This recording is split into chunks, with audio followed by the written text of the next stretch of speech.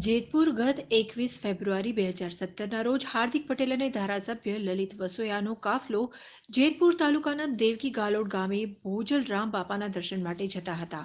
ત્યારે જેતપુર શહેરના સરદાર ચોકમાં આ કાફલા પર જેતપુર એક ગ્રુપે કાળી શાય ફેંકી પથ્થરમારો કર્યો હતો. ત્યારે બોલેલ બગડાટીમાં પોલીસે બંને પક્ષોના 32 શખ્સો પર રાયોટિંગની ફરિયાદ નોંધી હતી. તે ગુનામાં જેતપુર કોર્ટમાં મોટા ભાગના આરોપી હાજર રહેતા ન હોય આજે આ કેસની જેતપુર કોર્ટમાં તારીખ હોય આજે કોર્ટે પાસના કાર્યકરોના જામીન રદ કર્યા. 21 ફેબ્રુઆરી 2017માં દરેક આરોપી જામીન પર છૂટ્યા બાદ શરત ભંગ કરી 20,000ના સોલ્વન્સી જામીન ન આપતા કોર્ટે જામીન રદ કરી ધરપકડ વોરંટ ઇસ્યુ કરાયું. આ કેસમાં ધારાસભ્ય લલિત વસોયા, દિનેશ બંભાણિયા સહિત કુલ 32 આરોપી છે. તમામના 29 જામીન રદ કરી વોરંટ ઇસ્યુ કરાયા. જેતપુર કોર્ટે એમના જામીન રદ કરેલા. શું હકીકત શું છે એકદમ બ્રીફિંગમાં?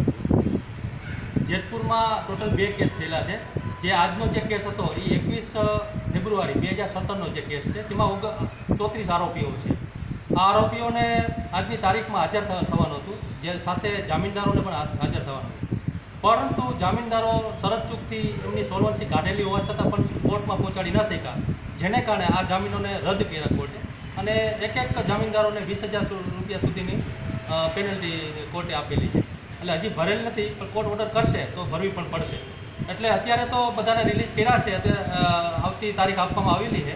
આવતી તારીખ 5 એપ્રિલ 2019ની આવતી ડેટ છે, જેમાં પાછા નવા જામીન તરીકે દરેક આરોપીને લાવવાના રહેશે.